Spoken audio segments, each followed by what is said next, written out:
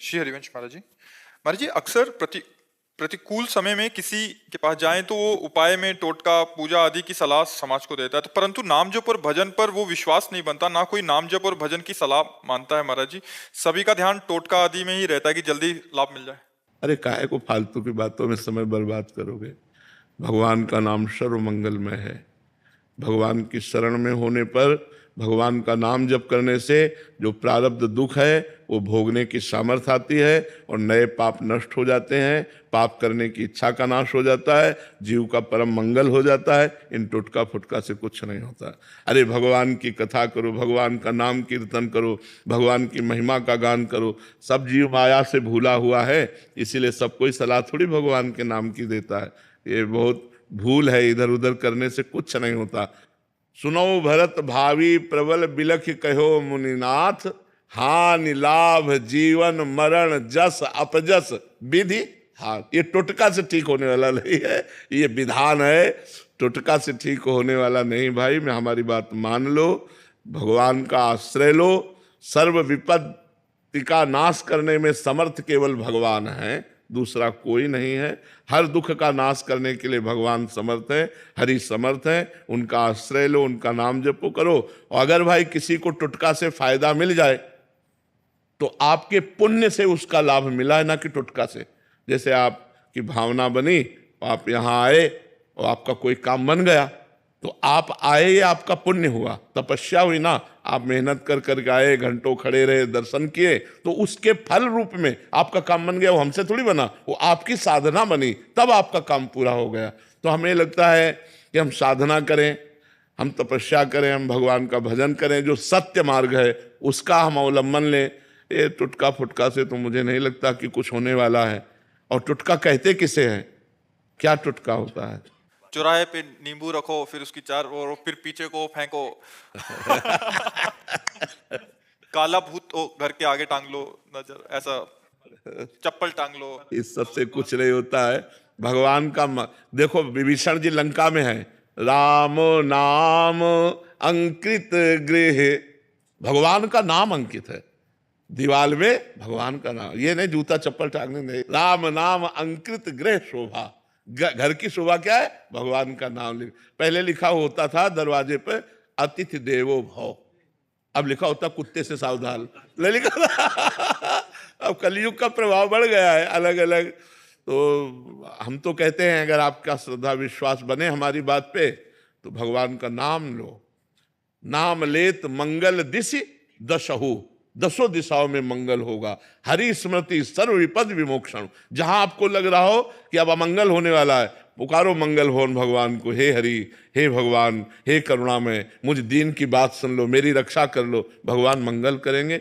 ये नींबू और ये घोड़े की नाल और ये इधर उधर की चीजें रक्षा नहीं करेंगी। ये सब प्राकृतिक नाशवान वस्तुएं हैं, हमें इन पर तो विश्वास नहीं है, हमें विश्वास नहीं है। आपको हो तो धन्यवाद, आप कीजिएगा, और जब आपको उससे लाभ ना मिले तो फिर भगवान का नाम लीजिएगा। अगर हमारे प्रारब्ध में किडनी भोग लिखा है तो त्रिभुवन में कोई पैदा नहीं हुआ कि इसे ठीक कर दे, और इसे ठीक होना लिखा है तो त्रिभुवन में कोई नहीं कि इसे बिगाड़ सके। देखो भगवान चलाना चाह रहे हैं तो ऐसी स्थिति में भी प्रवचन हो रहा है, एकांतिक वार्ता हो रही, सब हो रहा है। और अगर भगवान ना चलाना चाहे तो चाहे जितनी किडनी बदल लो, सब इन्फेक्शन हो जाएगा, फेल हो जाएंगी। हमें लगता है भगवान से बढ़कर कोई नहीं है, तो हमें भगवान की आराधना करनी चाहिए। जितने देवी देवता हैं सब भगवान के ही स्वरूप हैं। आराधना करो, पाठ करो, भगवान के नाम से दूसरों को दान करो, दूसरों गरीबों की सेवा करो। ये तो मेरी समझ में आता है, लेकिन और अन्य बातें सब समझ में आती। महाराज जी, आजकल मानसिकता ऐसी हो गई है कि हमें कुछ ना करना पड़े, जो काम करे अंगूठी करे, जो काम करे नींबू करे, मतलब हमें कुछ ना करना पड़े। हम नाम जप करेंगे तो हमारा चिंतन, हम विषय भोग भोगें, हम जैसा हम चाह रहे हैं वैसा हो, या तो आप हमारे लिए हवन करें पर हम सुखी हो जाएं। ऐसा नहीं हो सकता। निजकृत कर्म भोग सुनवाता, शब्द पढ़ाओ, निजकृत, आपका किया हुआ कर्म ही आपको सुख दुख प्रदान करेगा। दूसरे का किया हुआ कर्म आपको सुख दुख नहीं प्रदान करेगा। आप पैसा रुपया नाना प्रकार की भोग सामग्री एकत्रित कर सकते हो, लेकिन सुख शांति नहीं, वो केवल परमात्मा में ही मिलेगी। यदि परमात्मा का चिंतन नहीं करते हो तो आप सुखी नहीं हो सकते, आप शांत नहीं हो सकते, चाहे जो कुछ इकट्ठा करके देख लो। तो भगवान की ये सब लीलाएं मायाकृत हैं। हम तो सबसे यही कहते हैं कि भगवान का नाम जप करो, भागवत कथा सुनो, भगवान की चर्चा सुनो, नाम कीर्तन करो, दूसरों का उपकार करो। तुम्हारा महाराज जी, आपकी अपार कृपा से मैंने समस्त दुष्कर्म जैसे व्यभिचार, मादक पदार्थों का सेवन, धूम्रपान, झूठ बोलना, चोरी करना, पैसे का छल कपट करना को त्याग दिया। परंतु एक मन में बहुत खेद है कि आप इतनी देर से क्यों मिले महाराज जी? आज जीवन की 46 वर्ष की आयु व्यर्थ हो। इस विषय पर ना सोचे, अब ये सोचे कि जब से मिले हैं तो अब हमको समय नष्ट नहीं करना, अब हमको अच्छे से समय गुजारना है, भगवान का नाम जप करते हुए, परोपकार करते हुए, धर्म पूर्वक धन कमाते हुए, परिवार का प्यार पूर्वक पोषण करते हुए। अब जीवन में अपराध नहीं करना, गलती नहीं करना। अब लो नशानी अब ना नशई हो। तो जितनी श्वासें हैं, जितना आपका समय है, वही भगवत प्राप्ति के लिए पर्याप्त है, उसी से भगवान की प्राप्ति हो जाएगी।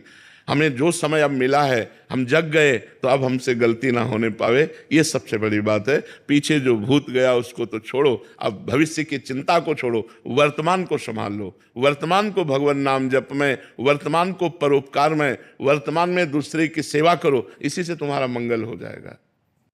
मैं कोटि कोटि प्रणाम महाराज जी। मेरे प्रश्नों के सारे उत्तर तो आप अपने आप ही दे देते हैं। मुझे तो सिर्फ इतना पूछना है कि आपको मेरे और मेरे जैसे जितने भी लोगों का प्रश्न होता है, उनका उत्तर और प्रश्न दोनों कैसे पता लग जाता है? क्योंकि सब यही कहते हैं कि हम प्रश्न सोचा और अगले दिन महाराज जी ने हमारे प्रश्न का उत्तर नहीं, इसमें मुख्य बात भगवान की है, जो हमारे भी हृदय में बैठे और आपके भी हृदय में बैठे हुए।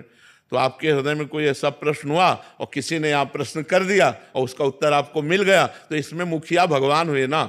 मुख्य तो भगवान हुए, जो प्रश्नकर्ता से वही प्रश्न कराया जो सैकड़ों लोगों के हृदय में चल रहा था, और उत्तरकर्ता के हृदय में बैठ के उत्तर दे दिया। तो प्रश्नकर्ता और उत्तरकर्ता और श्रोता तीनों में मुख्य भगवान हुए कि नहीं हुए? तो भगवान का ही ये सारा खेल है। पर महाराज जी, अगले दिन ही कैसे होता है कि प्रश्न का उत्तर अपने आप ही आ जाता है? हाँ, तो भगवान का ही खेल है, इसमें हमारा क्या खेल? हम तो कच्चा न पड़े, हमें तो कुछ ज्ञान नहीं है, भगवान ही सब बुलवाते हैं।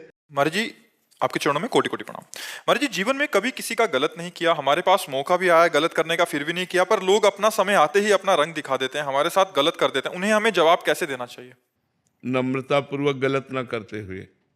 यदि आप सत्संगी हैं, आप विवेकी हैं, तो आप तो गलत कीजिएगा मत, और आपके साथ जो गलत होता है उसे सह लीजिएगा। आप अच्छा कीजिएगा तो आपकी उन्नति हो जाएगी, लौकिक और पारलौकिक दोनों उन्नति हो जाएगी। सांसारिक उन्नति भी हो जाएगी और भागवतिक उन्नति हो जाएगी। और जो आपको ठग रहे हैं, आपके साथ बेईमानी कर रहे हैं, आपके साथ अपना गलत रूप दिखा रहे हैं, उनका लोक और परलोक दोनों नष्ट हो जाएगा। तो अपने को चाहिए कि जो अपने साथ गलत करे उसके साथ अच्छा व्यवहार करें, क्योंकि हम लोग सत्संगी हैं, हम लोग भागवतिक हैं। तो जैसे किसी ने बहुत गरमबाजी दिखाई दी, गाली दे रहा है, अपमानित कर रहा है, तो शांत होकर वहाँ से निकल जाओ। अगर शांत होकर नहीं निकलते तो आपका भी अहित है और उसका भी अहित है। आप लड़ गए, मारपीट हुई, पुलिस में मुकदमा चला, फिर जीवन बर्बाद हो गया। और अगर थोड़ा झुक के चले गए तो उसको ऐसा ऐसा तमाचा मारेंगे ठाकुर जी ना कि वो सारी रंगबाजी हिरा जाएगी। जब शरीर स्वस्थ होता है, जेब में रुपया होता है, मनमानी भोग होता है, तो लगता है कौन भगवान। फिर उसका जब तमाचा पड़ता है तो आवाज नहीं होती उसके तमाचे में आवाज नहीं होती, लेकिन ऐसा मार मारते कि फिर पूछो मत, अच्छे अच्छे ऐसे हो जाते, अच्छे अच्छे। चलत दशानन डोलत अवनी, जब 10 कंधर रावण चलता था धरती कांपती थी, और उसी की खोपड़ी में बंदर लोग जो है ना चरण प्रहार करते थे। जब खोपड़ियां काट काट के भगवान ने गिराई ना तो प्रहार करते थे। रहा न कोकुल रोवन हारा, राम विमुख हस हाल तुम्हारा, रहा न कोकुल रोवन हारा। तो रहे न रावण सम अभिमानी, हिरणा कश्यप संवरदानी, खान विभव की खान जगत में कुछ दिन के मेहमान, भजले श्री भगवान जगत में कुछ दिन के मेहमान। तो हमें लगता है जो ज्यादा गर्व करे उसके सामने थोड़ा झुक के निकल जाओ। है कठिन काम, मतलब इतना हम थोड़ी, वो एक अभिमान आता ना, लेकिन उसी को संभाल लो, वो अपने आप ऐसे ठिकाने पे चोट लगे कि वो अपने आप ठीक हो जाएगा। उमा क्षमा श्राप होते भारी, श्राप से भी बुरा परिणाम होता है क्षमा कर देना। जाओ, तुम्हें क्षमा किया, कुछ नहीं कहेंगे। अब वो उसके ऊपर जो कार्यवाही होगी ईश्वर की, वो बहुत जोर की होगी। इसलिए मुझे लगता है अपने लोगों को, सत्संगियों को, सबके बल की बात नहीं है, सत्संगियों की बल की बात है, तो मुस्कुरा कर टाल दिया बात। अब वो बात जो फलीभूत होगी तो वो उसके ऊपर होगी, आपका तो मंगल हो जाएगा। पर है कठिन बात है जब हमें कोई गाली दे रहा हो और हम वहां से निकल जाए चुपचाप। ऐसा एक गाली सुन लेंगे तो शांति ही सबसे बड़ी बात है, नहीं तो अगर हम झगड़ा करेंगे तो फिर पुलिस का केस दोनों के ऊपर बनेगा। तो हमें लगता है अपने परेशानी को बचाने के लिए, अपने को उन्नतिशील करने के लिए हर जगह से अपने को बचाना चाहिए।